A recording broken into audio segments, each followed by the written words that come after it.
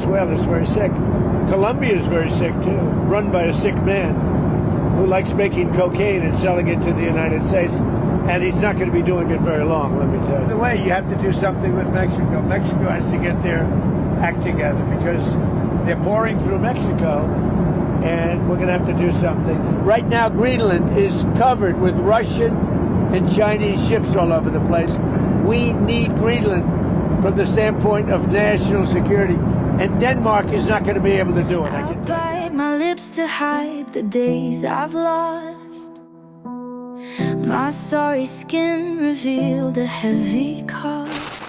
Beberapa peta serangan Trump mulai terbongkar. Sebelumnya, dunia dikejutkan oleh serangan oleh Amerika Serikat. Donald Trump melancarkan operasi militer langsung ke sebuah negara berdaulat, Venezuela.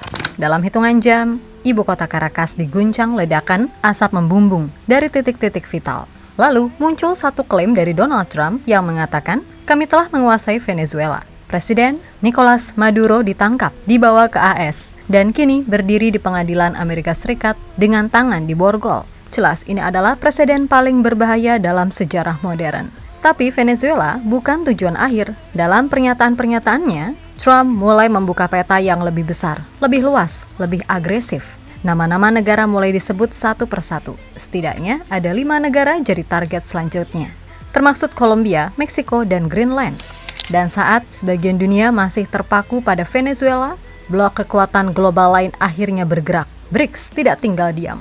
Rusia bicara keras, China menuding pelanggaran hukum internasional. Brazil menyebut dunia sedang menuju kekacauan. Kini apakah dunia sedang melangkah ke perang skala besar versi baru? Hari ini kita akan bongkar semuanya. Peta serangan Trump, 5 negara yang masuk radar Amerika Serikat, dan alasan kenapa BRICS tidak lagi tinggal diam. An art I know I learned from you. When you get used to sin, the end game's nothing new. There's no real healing here. Pada awal Januari, pasukan Amerika Serikat masuk ke wilayah kedaulatan Venezuela. Ledakan terdengar di Caracas, asap mengepul dari berbagai titik strategis. Bandara internasional dan pelabuhan utama dilaporkan terdampak. Dalam kekacauan itu, Donald Trump mengklaim telah menguasai Venezuela. Tidak lama setelahnya, kabar lebih mengejutkan muncul. Presiden Venezuela, Nicolas Maduro, ditangkap bersama istrinya, Cilia Flores, oleh petugas Amerika Serikat. Dalam hitungan jam, kepala negara Venezuela diculik dibawa ke AS. Bagi Washington, ini disebut sebagai penegakan hukum. Alasannya, perdagangan narkoba, terorisme narkotika, dan keamanan Amerika Serikat. Namun bagi banyak negara di dunia, ini adalah pelanggaran terang-terangan terhadap kedaulatan negara berdaulat. Trump bahkan menyatakan Amerika Serikat akan mengelola Venezuela sampai proses transisi dianggap aman. Kalimat itu menjadi titik balik, karena sejak kapan sebuah negara bisa dikelola oleh negara lain tanpa perang resmi? Kini Wakil Presiden Venezuela, Delcy Rodriguez, resmi dilantik menjadi pemimpin sementara usai Nicolas Maduro ditangkap AS. Sebagai pemimpin transisi, Rodriguez langsung mengadakan agenda rapat yang mengundang langsung AS. Rodriguez ingin membangun hubungan baik dengan AS lewat kerjasama yang saling menghormati dan menegaskan pentingnya perdamaian, dialog, dan menghormati hukum internasional. Namun banyak yang menuduh jika Delcy Rodriguez adalah dalang dalam penculikan Nicolas Maduro. Disinilah para pengamat mulai membaca pola yang lebih besar. Ini bukan hanya soal Maduro, bukan semata soal narkoba. Trump sendiri menyebut kata kunci yang sangat sensitif jika ini tentang energi. Venezuela adalah pemilik salah satu cadangan minyak terbesar di dunia. Di tengah ketegangan energi global, siapapun yang mengendalikan Venezuela memegang pengaruh strategis yang sangat besar. Artinya, Venezuela bukan sekedar target, Venezuela adalah pembuka jalan. Sebuah contoh nyata bagaimana Amerika Serikat di bawah Trump tidak lagi berhenti pada tekanan ekonomi, tetapi siap menggunakan kekuatan militer dan hukum sekaligus. Pesan itu sampai ke seluruh dunia. Jika ini bisa terjadi pada Venezuela, maka batas lama sudah runtuh. Dan sejak momen itulah, nama-nama negara lain mulai disebut satu persatu.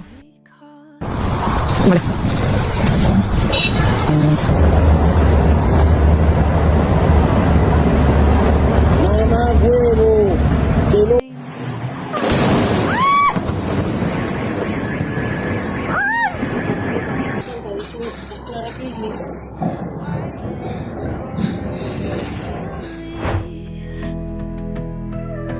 mind's the greatest thief, makes pursue appear.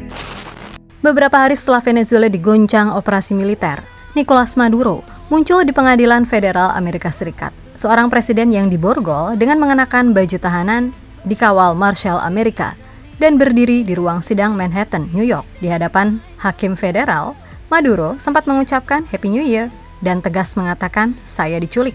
Saya presiden negara saya tidak bersalah." Maduro entered the courtroom wishing people in the gallery a Happy New Year, but then he turned defiant, telling the judge that he has been kidnapped, he has been captured at his home in Caracas, Venezuela, and that he is the elected leader of Venezuela and has the right to run his country as he sees fit. Maduro pleaded not guilty, telling the judge, "Soy inocente." Ya, ia menegaskan bahwa dirinya ditangkap di rumahnya di Caracas dan dibawa keluar dari Venezuela tanpa persetujuan negaranya. Namun ruang sidang tidak memberi ruang bagi pidato politik. Hakim menghentikan pernyataannya. Proses hukum berjalan. Maduro didakwa dengan tuduhan yang sangat berat. Terorisme narkotika, konspirasi impor kokain, hingga kepemilikan senjata. Ancaman hukumannya bukan main-main, bisa berujung hukuman seumur hidup bahkan hukuman mati. Di titik inilah ketegangan mulai melonjak tajam karena setelah satu presiden dipajang, di pengadilan asing, Donald Trump mulai membuka daftar berikutnya. Dan dari sinilah peta konflik berubah dari satu negara menjadi 5 target sekaligus.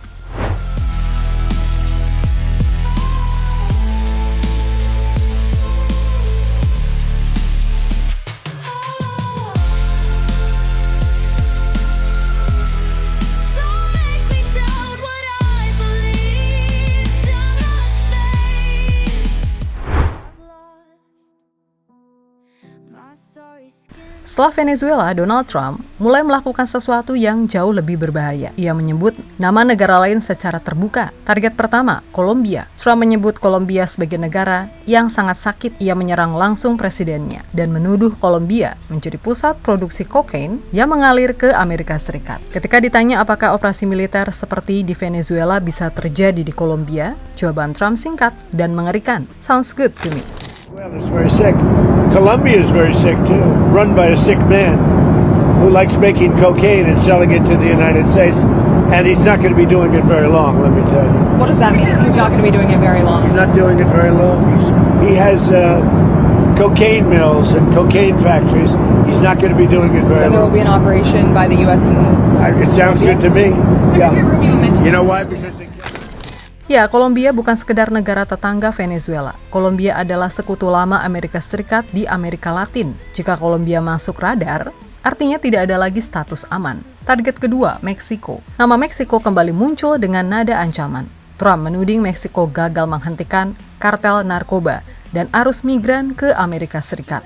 Tekanan ini bukan hal baru, tapi kali ini nadanya berbeda. Bukan ancaman ekonomi, bukan perang aktif, melainkan bahasa kekuatan. Dan jika Meksiko gagal patuh, Trump mengisyaratkan bahwa langkah militer bukan lagi tabu. by the way, you have to do something with Mexico. Mexico has to get their act together because they're pouring through Mexico, and we're going to have to do something. We'd love Mexico to do it. They're capable of doing it, but unfortunately the cartels are very strong in Mexico. Target ketiga, Kuba. Kuba disebut berada di ambang runtuh. Alasannya bukan hanya politik, tetapi energi. Dengan Venezuela lumpuh, aliran minyak murah ke Kuba terancam terputus. Trump menyebut Kuba sebagai negara yang bisa jatuh bahkan tanpa perlu invasi langsung. Tekanan ekonomi, isolasi, dan runtuhnya suplai energi sudah cukup untuk menjatuhkan rezim Havana. Target keempat, Iran. Peta konflik kemudian meluas keluar Amerika Latin. Trump mengancam Iran dengan pukulan keras jika Teheran menekan protes internal secara brutal. Ini menghidupkan kembali garis keras Trump di Timur Tengah. Jika Iran benar-benar terseret, konflik ini bukan lagi regional, ini global. Target kelima, Greenland. Dan yang paling mengejutkan adalah Greenland. Trump menyebut Greenland sebagai kepentingan keamanan nasional Amerika Serikat. Alasannya, kehadiran Rusia dan China di kawasan Arktik. Greenland adalah wilayah Denmark, anggota NATO, sekutu lama Amerika Serikat. Ancaman ini langsung memicu reaksi keras dari Eropa. Karena jika wilayah sekutu sendiri bisa diancam, maka peta konflik benar-benar berubah. will say this about Greenland. We need Greenland from a national security situation. It's so strategic. Right now, Greenland is covered with Russian and Chinese ships all over the place. We need Greenland from the standpoint of national security. And Denmark is not going to... 5 nama, 5 wilayah, 5 kepentingan strategis. Dan satu pola yang sama, Trump tidak lagi bicara soal diplomasi, ia bicara soal kendali. Dan saat daftar ini terbuka ke publik, negara-negara yang merasa terancam akhirnya mulai bergerak. Dan BRICS tidak lagi diam.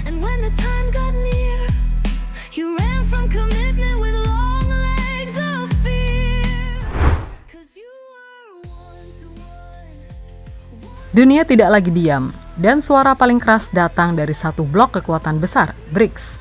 Blok yang selama ini dianggap sebagai penyeimbang dominasi Barat, akhirnya turun tangan secara terbuka. Pertama datang dari Moskow yang bereaksi paling keras. Rusia menyebut serangan Amerika Serikat ke Venezuela sebagai tindakan agresi bersenjata terhadap negara berdaulat. Pemerintah Rusia menuntut klarifikasi segera atas penangkapan Nicolas Maduro dan menyebut tindakan itu sebagai pelanggaran yang tidak bisa diterima dalam hukum internasional.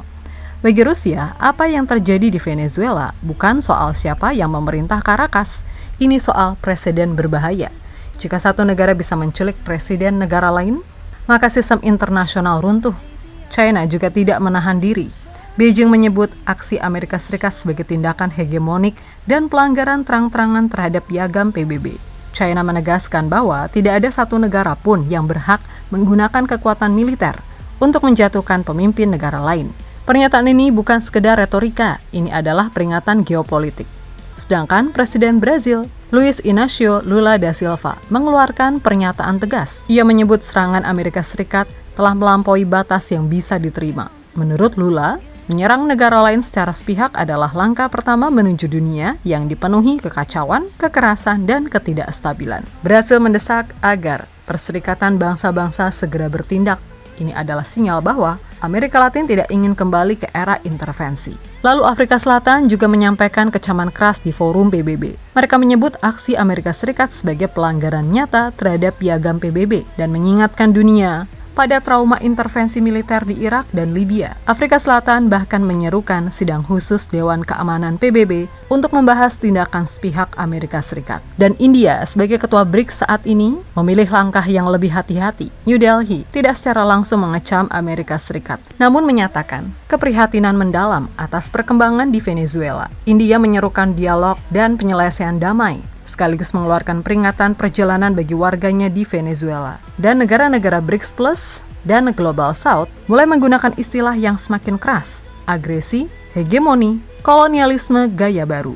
Iran menyebut serangan AS sebagai pelanggaran berat terhadap perdamaian dunia. Afrika, Asia, dan Amerika Latin mulai membaca satu pesan yang sama. Apa yang terjadi di Venezuela bisa terjadi di mana saja.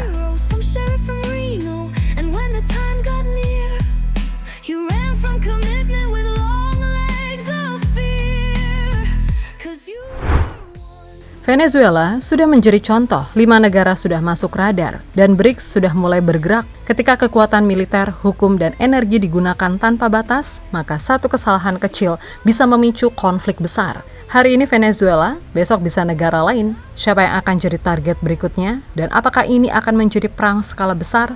Tentu saja, semoga tidak.